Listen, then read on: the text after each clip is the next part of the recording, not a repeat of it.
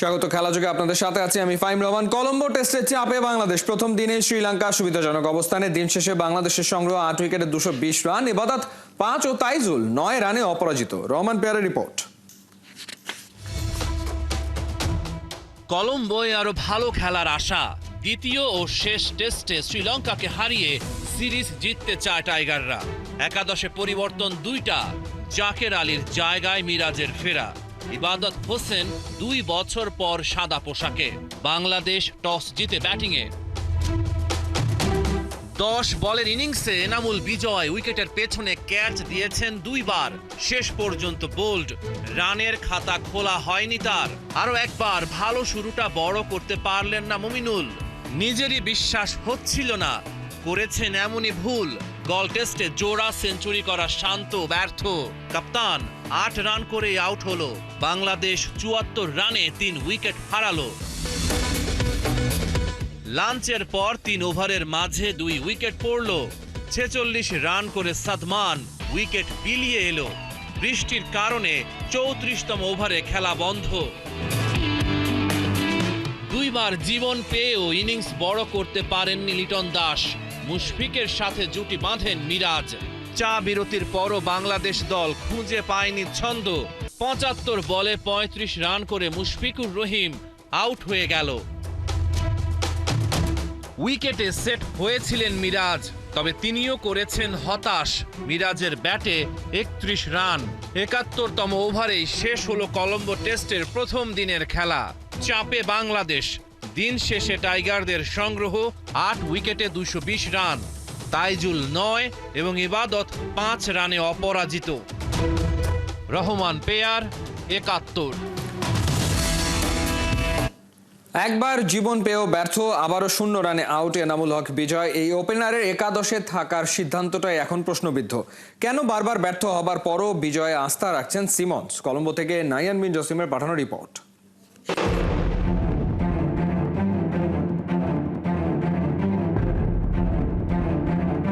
পেছন ফিরে কি ভাবছেন বিজয়? ফেলে আসা ওই পথটাতে আবারও কি ফিরতে পারবেন, নাকি নিজেই সেই পথটা একেবারেই বন্ধ করে দিলেন? বিজয় কি দারুণ ধারাবাহিকতার একটা উদাহরণ। প্রথম টেস্টে অর্থাৎ গলে প্রথম ইনিংসে 0 রানে আউট হয়েছিলেন 10 বল খেলে। ঠিক এই কলম্বো টেস্টেও 10 বল খেলে 0 রানে আউট হলেন আরও একবার। 0 রানে লাইফ পেলেন, 0 রানে এজ হলেন, 0 রানেই আবার ফিরে গেলেন। অর্থাৎ ধারাবাহিকতার এক মূর্ত প্রতীক এনামুল হক বিজয়। বাংলাদেশের হেড কোচ ফিল সিমন্স, যিনি কিনা তাকে বিশ্বাস করেছেন, বিশ্বাস করে সুযোগটা দিয়েছেন, সেটাও কিন্তু একটা উৎকৃষ্ট উদাহরণ। জানি না আসলে শিরি ফরহাদকে এতটা বিশ্বাস করতে পেরেছিল কিনা, মমতাজ ঠিক শাহজাহানকে এতটা বিশ্বাস করতে পেরেছিল কিনা, কিন্তু ঠিকই সিমন্স বিজয়ের উপর বিশ্বাস রেখেছিলেন। ম্যাচের আগের দিন বলেছিলেন এখনই কোনোভাবেই বিজয়কে নিয়ে আস্থা হারানো উচিত হবে না। তিনি ভালো করছেন। ভালোটা আসলে কোথায় করছেন? যদি আপনি তার ক্যারিয়ারটা দেখেন, টেস্ট ক্যারিয়ার 14 সালের পর 22 সালে সুযোগ পেয়েছেন। মাঝখানের 8টা বছর কিন্তু তিনি আসলে টেস্ট দলে সুযোগ পাননি। ঠিক ওই জায়গা থেকে আবার 3টা বছরের ব্রেক, একটা ম্যাচ খেলেই বাদ পড়েছিলেন। ফিরে এসেছেন, ফিরে এসে যা করছেন সেটা কিন্তু আপনারা সবাই দেখছেন। অর্থাৎ বিজয় ধারাবাহিকভাবে অধারাবাহিক। টেস্ট ক্যারিয়ারে তার 14টা ইনিংসের মধ্যে তিনি 9 বারই সিঙ্গেল ডিজিটে আউট হয়েছেন, 3টা ডাক হাঁকিয়েছেন, 143 রান করেছেন। তার অ্যাভারেজ যদি আপনারা দেখেন 10.21। অ্যাওয়েতে এনামুল হক বিজয়ের অ্যাভারেজ আরও শোচনীয়, মাত্র 3। এমন একজন ক্রিকেটারের উপর আস্থা রাখা কিংবা তাকে সুযোগ দেওয়ার যৌক্তিকতাটা আসলে কি, সেটা নিয়ে কিন্তু আপনার প্রশ্ন উঠতেই পারে। ম্যাচের আগের দিনও বিজয়কে দেখা গেছে একেবারে ঘাম ছুটিয়ে ফেলেছেন প্র্যাকটিস করতে করতে। কিন্তু সেই নিবেদনটা কি ছিল? ভালো করার ইচ্ছেটা কি আসলে বিজয়ের ছিল? ঠিক যেভাবে তিনি খেলছেন অফ স্ট্যাম্পের বলে বা অফ স্ট্যাম্পের বাইরের বলে আসলে তার যে দুর্বলতাটা, সেটা কিন্তু বারবার চোখে পড়ছে। তার ফুটওয়ার্ক যে আসলে একেবারেই ঠিকঠাক নেই, সেটাই কিন্তু তিনি বারবার ফুটিয়ে চলছেন, সেটা দেশে হোক দেশের বাইরে হোক। এখন কথা হচ্ছে এনামুল হক বিজয়কে আরও একটা সুযোগ কি আসলে টিম ম্যানেজমেন্ট দিবে? সেই বিশ্বাসটা কি আসলে বিজয় রেখেছেন? বিজয় এর আগে বলেছেন ঘরোয়া ক্রিকেটে অর্থাৎ ডোমেস্টিকে তিনি একের পর এক সেঞ্চুরি, একের পর এক রান করে যাচ্ছেন, কিন্তু পর্যাপ্ত সুযোগ পাচ্ছেন না। পর্যাপ্ত সুযোগ পেলে তিনি হয়তোবা লেজেন্ডারি ক্রিকেটারের কাতারে চলে যেতে পারতেন। কিন্তু যেই সুযোগগুলো পাচ্ছেন সেখানেও কি আসলে তিনি আত্মনিবেদন দেখাতে পারছেন? ঠিক এই ছবিটার মতোই বারবার ফিরে তাকাবেন, কিন্তু সেই পথটা হয়তো বা আর ফিরে আসবে না কখনোই এনামুল হক বিজয়ের জন্য, এবং তার জন্য তিনি নিজেই দায়ী থাকবেন। একজন অভিজ্ঞ ক্রিকেটার হবার পরও সুযোগগুলো কিভাবে কাজে লাগাতে পারেন, এত লম্বা ক্যারিয়ার হবার পরও যখন একজন ক্রিকেটার বুঝতে না পারেন, তখন কিন্তু তাকে আরেকটা সুযোগ দেওয়া আত্মঘাতী সিদ্ধান্ত, এবং ঠিক একইভাবে ওই আত্মঘাতী সিদ্ধান্তের পর আত্মঘাতীভাবে সুইসাইডাল যে আউটগুলো, সেগুলো কিন্তু এনামুল হক বিজয় বারবারই করে দেখাবেন। তার মুখে সব সময় ঠিক এরকম হাসি লেগে থাকে, কিন্তু কিভাবে আসলে দর্শকদের, ভক্তদের কিংবা বাংলাদেশের ক্রিকেটের সঙ্গে সংশ্লিষ্টদের মুখে হাসি ফোটাতে হয় তিনি সেটা জানেন না। কবে জানবেন, কবে বুঝবেন, কবে আসলে যে স্বপ্নটা দেখেছিলেন যে সুযোগ পেলে লেজেন্ডারি ক্রিকেটারের কাতারে পৌঁছে যাবেন, সেটা করে দেখাবেন, সেটা কিন্তু একটা বড় রহস্য, বারমুডা ট্রায়াঙ্গেলের রহস্যের মতো। নাহিয়ান বিন জাসিম, ৭১, কলম্বো, শ্রীলঙ্কা। ফাঁদ পেতেছিল লঙ্কানরা, সেই ফাঁদে পা দিয়েই উইকেট বিলিয়ে দিয়েছেন টাইগার ব্যাটাররা। প্রথম দিন শেষে রহস্য ভাঙলেন লঙ্কান ব্যাটিং কোচ থিলিনা কন্দাম্বি। তবে সাদমান বলছেন এখান থেকেও ২৭০ কিংবা ২৮০ রান করতে পারলে বাংলাদেশ ভালো অবস্থানে থাকবে। শ্রীলঙ্কার কলম্বো থেকে নাহিয়ান বিন জাসিমের পাঠানো রিপোর্ট। বাংলাদেশ আর শ্রীলঙ্কার পতাকা পাশাপাশি, কিন্তু একটু হলেও উঁচুতে আছে লঙ্কান ফ্ল্যাগ। ঠিক এই ম্যাচটার মতো, অর্থাৎ কলম্বো টেস্টের প্রথম দিন শেষে ড্রাইভিং সিটে শ্রীলঙ্কা। খুব স্বাভাবিকভাবেই গল টেস্টের পর অনেক এক্সপেকটেশন ছিল বাংলাদেশের ব্যাটাররা অনেক ভালো করবে, কিন্তু এই ম্যাচে সবাই শুরু করেছেন, অর্থাৎ 7 ব্যাটারের রানটা যদি আপনারা একটু দেখেন, 31 মেহেদী হাসান মিরাজ, 34 লিটন দাস, 35 মুশফিকুর রহিম, সাদমান ইসলাম 46 এবং মুমিনুল হক 21। কি দারুণ সব স্টার্ট, কিন্তু উইকেটটা থ্রু করে এসেছেন।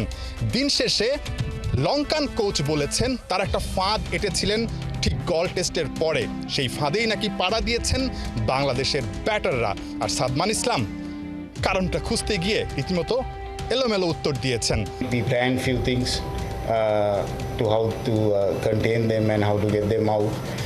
Some of the plans actually worked. I think that's the reason behind that. I think the wicket little bit slow. I think wicket was good. There is no movement in the morning, but we threw our wicket. কেউ তো আর ইচ্ছা করে মানে out হতে চায় না, তো ব্যাটসম্যানরা মানে প্রত্যেকজনই আমরা হয়তো সেট হয়ে আউট হয়েছি, তো হয়তো বা এটা হয়তো আমাদের ব্যাট ডে ছিল। ইনশাল্লাহ আমরা ভালোভাবে ইনশাল্লাহ নেক্সট ইনিংসে যেটা আসবে আমাদের ভালোভাবে কামব্যাক করবো। না আমি তো শর্টস তো অবশ্যই শর্টস না খেলে তো রানও হবে না। আপনার গলেও আমরা মোটামুটি ভালোই শর্টস খেলছি, যেগুলো হয়তো বা বাউন্ডারিও আসছে। তো আজকে আনফর্চুনেটলি সবাই হয়তো দিনটা ছিল না আমাদের। সাদমান ইসলামের উত্তরটা অনেকটা এলোমেলো মনে হতে পারে আপনার কাছে। ঠিক কী কারণে আউট হয়েছেন, ঠিক উইকেটের ধরনটা কেমন ছিল, এক এক সময় মনে হলো এক এক রকম উত্তর, অনেকটা দ্বিধাদ্বন্দ্ব। সেই দ্বিধাদ্বন্দ্বে পড়েই ঠিক উইকেটে কনফিউশন থেকেই কিন্তু ব্যাটাররা আউট হয়ে গেছেন।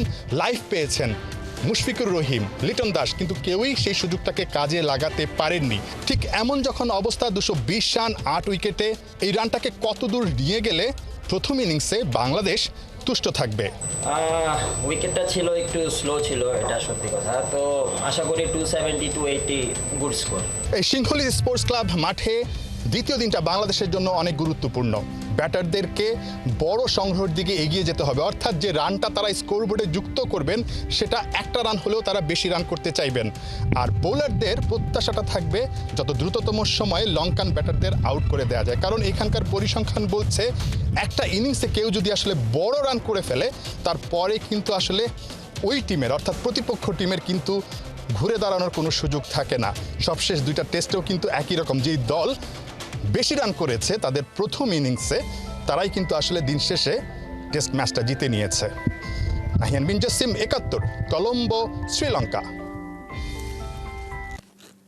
টেস্ট ক্রিকেটে বাংলাদেশের রজত জয়ন্তীতে রাজনৈতিক পরিচয় বিবেচনায় নেয়নি বিসিবি। দেশের ক্রিকেটে অবদান রাখায় নান্নু ফারুকদের পাশাপাশি গেট টুগেদারে বৃহস্পতিবার দাওয়াত পেয়েছেন প্রথম টেস্ট ক্যাপ্টেন নাইমুর রহমান দুর্জয়। এদিকে অচিরেই দেশ জুড়ে বাফুফের সাথে যৌথ মাঠ পাবার কথা নিশ্চিত করেছেন বিসিবি সভাপতি আমিনুল ইসলাম বুলবুল। বিস্তারিত পার্থবণিকের রিপোর্টে। ফারুক ভাই ছিলেন, আতার আলী ভাই ছিলেন, নান্নু ভাই ছিলেন, অনেক ক্রিকেটার ছিল যারা টেস্ট খেলার সুযোগ পায়নি। টেস্ট ক্যাপ্টেন ছিলেন যিনি প্রথম, নাইমুর রহমান দুর্জয়, তাকে কি দাওয়াত দিয়েছেন? অবশ্যই দাওয়াত দিয়েছি এবং দাওয়াতে দেওয়া হয়েছে, কলও করা হয়েছে। মুখে নাইমুর রহমান দুর্জয়, ফারুক আহমেদদের প্রতি সম্মান, মাঠের চারপাশে সাকিব, মাশরাফিদের ছবি। বিসিবি সভাপতি আমিনুল ইসলাম বুলবুল এদের প্রতি কেন সফট কর্নার দেখাচ্ছেন? এই তো সেদিনও ফারুক আহমেদকে সোশ্যাল মিডিয়ায় তুলোধুনো করা হয়েছে। সাকিব, মাশরাফিদের বিপক্ষে শেরে বাংলায় বিক্ষোভ হয়েছে। বুলবুল কি সেসব জানেন না? উত্তর হলো বিসিবি বস সবই জানেন, আর এটাও মানেন ক্রিকেট মানে অনলি ক্রিকেট। এখানে রাজনীতি বা অন্য কিছুকে তিনি গোনায় ধরেন না, কারণ সেসব তার ম্যাটারও না। বিশ্বে বাংলাদেশের নাম যারা উজ্জ্বল করেছেন সেসব মানুষদের ক্রিকেটীয় অবদানকে তিনি এবং তার বিসিবি সম্মান করবেই। প্রথম টেস্ট স্কোয়াডের সবাই আপনারা আগামীকালকে মিলিত হচ্ছেন, এই বিষয়টা একটু জানাবেন। আমরা প্রথম টেস্ট ম্যাচে যারা অংশগ্রহণ করার সুযোগ পেয়েছিল, দেখেন আমাদের আগের ক্রিকেটাররা যারা ছিল, এক্স বোর্ড প্রেসিডেন্ট ফারুক ভাই ছিলেন, আতার আলী ভাই ছিলেন, নান্নু ভাই ছিলেন, অনেক ক্রিকেটার ছিল যারা টেস্ট খেলার সুযোগ পায়নি। তো আমরা ওই সময়টা নিজেদেরকে ভাগ্যবান মনে করতাম যে ফার্স্ট টেস্টে আমরা খেলতে পেরেছিলাম, যদিও আমাদের একেবারে ক্রিকেট ক্যারিয়ারের সাহান্যের শেষের দিকে ছিলাম। তারপরে আমরা মনে করি ভাগ্যবান, যেহেতু আমরা ভাগ্যবান ছিলাম, ফার্স্ট টেস্টটা খেলেছিলাম, সেই স্কোয়াডে যারা অ্যাভেলেবেল আছে সকলকে কালকে আমাদের ক্রিকেট বোর্ডে দাওয়াত দিয়েছি। টেস্ট ক্যাপ্টেন ছিলেন যিনি প্রথম, নাইমুর রহমান দুর্জয়, তাকে কি দাওয়াত দিয়েছেন? অবশ্যই দাওয়াত দিয়েছি, এবং দাওয়াতে দেওয়া হয়েছে, কলও করা হয়েছে, এবং সকলকেই, এবং আমাদের দলের যে কোচ ছিলেন, যিনি ম্যানেজার ছিলেন, সবাইকে আমরা দাওয়াত দিয়েছি। বাংলাদেশের 25 বছরের টেস্ট ইতিহাসে এই প্রথম 7টা শহরে বিসিবি আয়োজন করছে অনূর্ধ্ব 12 লেভেলে নানা প্রতিযোগিতা। রিয়া গোপ মহিলা ক্রীড়া কমপ্লেক্সে ঢাকা পর্ব শুরু করতে এসে বিসিবি সভাপতি অভিভাবকদেরও এনেছেন ট্রেনিং এর আওতায়। লক্ষ্য ক্রিকেটের প্রতি নেশা আর সঠিক দিক নির্দেশনা যেন পরিবার থেকেই পায় প্রতিটা শিশু। দেখেন, একটা ছেলে বা একটা মেয়ে যখন সে সেঞ্চুরি করে, সে মিনিমাম 100টা বল খেলে। 100টা বল খেলার জন্য কিন্তু তাকে 100টা সিদ্ধান্ত নিতে হয়, এবং 100টা রাইট সিদ্ধান্ত নিতে হয়। তো ক্রিকেট কোচের পক্ষে সবসময় জীবনের রাইট সিদ্ধান্তটা নেওয়া কঠিন হয়ে পড়ে। তো বাবা মা যে পেরেন্টসরা, তারা যদি ঘরে টাইমলি ঘুমানো, কম মোবাইল ফোন দেখা, হোমওয়ার্ক টাইমলি করা, তো এই যে ডিসিপ্লিনটা যখন তৈরি হয়ে যায়, যখন সে মাঠে আসে, তখন মাঠে সে রাইট ডিসিশনটা নিতে পারে এবং লঙ্গার ভার্সন ক্রিকেটে কম ভুল করে। 5 মাসের জন্য বিসিবির শীর্ষ পদে আসীন হয়েছেন আমিনুল ইসলাম বুলবুল। তিনি চলে গেলে কি তার ইনিশিয়েটিভগুলো বন্ধ হয়ে যাবে? বাংলাদেশে এমন নজির যে অহরহ। যে কোনো কাজ করতে হলে একটা প্রোগ্রামের আন্ডারে কাজ করলে আপনি ব্যাপারটাকে মনিটরও করতে পারবেন, আর একটা ট্যাঞ্জিবল সাকসেস কীভাবে আনা যায় দেখা যায়। তো এই জন্য আমরা যে ট্রিপল সেঞ্চুরি প্রোগ্রামটা করেছি, ট্রিপল সেঞ্চুরির আন্ডারে সবগুলো প্রোগ্রাম আছে, সো দ্যাট আমরা জানতে পারবো কোন প্রোগ্রামে আমরা ভালো করছি, কোন প্রোগ্রামে আমাদের ইমপ্রুভ করতে হবে। এন্ড অফ দ্য ডে আমরা প্রত্যেক 3 মাস, 4 মাস, 3 মাস, 6 মাস, 9 মাসে আমরা দেখতে পাবো যে আমরা কোথায় আছি, আমরা কি অ্যাডজাস্টমেন্ট করতে পারি। এদিকে দেশ জুড়ে একাধিক মাঠ বাফুফের সাথে যৌথভাবে পেতে যাচ্ছে বিসিবি। জাতীয় ক্রীড়া পরিষদ থেকে সেই আশ্বাসই মিলেছে, যেখানে সিনথেটিক টার্ফে চলবে ক্রিকেট, ফুটবল দুটোই। আমাদের টেস্ট ভেন্যুগুলো আছে, ওগুলো হয়তো রিপেয়ার করবো, মেনটেন করবো।